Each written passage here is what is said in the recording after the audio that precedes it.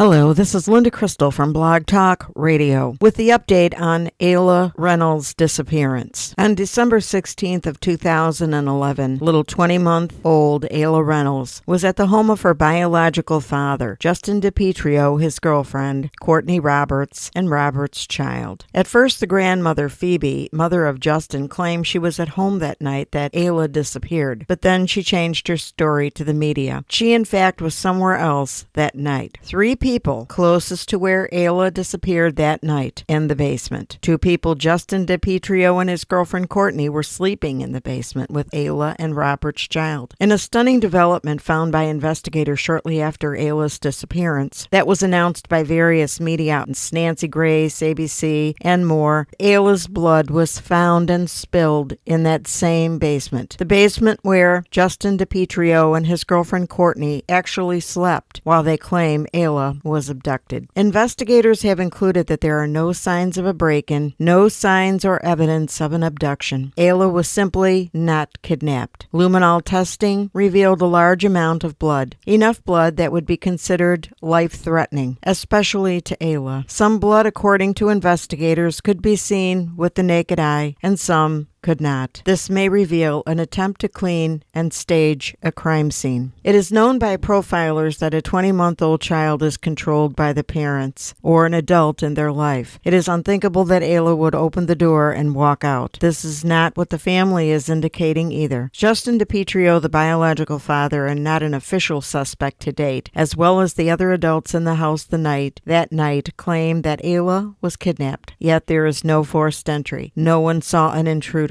And from what I can gather, no DNA indicates another person in the house. And now I will reveal what Forensic Astrology says about the disappearance of little Ayla Reynolds that day. The day was a 5-day. 5 means children, love, romance, temper, blood pressure, blood problems, high energy, and weapons. Here is the truth for the day. The letters N, E, and W are present around Ayla's disappearance. N, E, and W would be present in persons, places, and things. Southeast in the home is very important, as 5 indicates southeast. 5 also indicates fire, heat, so a furnace, hot stove, or wood burner or fireplace might be involved in Ayla's disappearance as well. 5 also means no more than 5 miles from the house. This is also 5 minutes. The sun was in Sagittarius for long distances, religious rites, practices, other cultures, and other lands. There may be a religious ritual to Ayla's disappearance. Here again is high energy, blood, reds, someone that had a problem with the long-distance future. Also a personal with an educational problem. Someone wants their freedom and independence. Yes, there is drugs and alcohol amongst friends that causes problems all the way around in this scenario. And high physical activity. Relationships are strained, and they seem to be controlled. Legal issues are looming heavily, especially over the father, represented by Saturn in Libra. I am sorry. I do not feel that Ayla is alive at this point. I am truly sorry for this, but I am not responsible for that. There are some indicators in the chart of the day that indicate a work or work-type vehicle transported Ayla east by southeast. This is toward work areas, industrial areas, dump sites,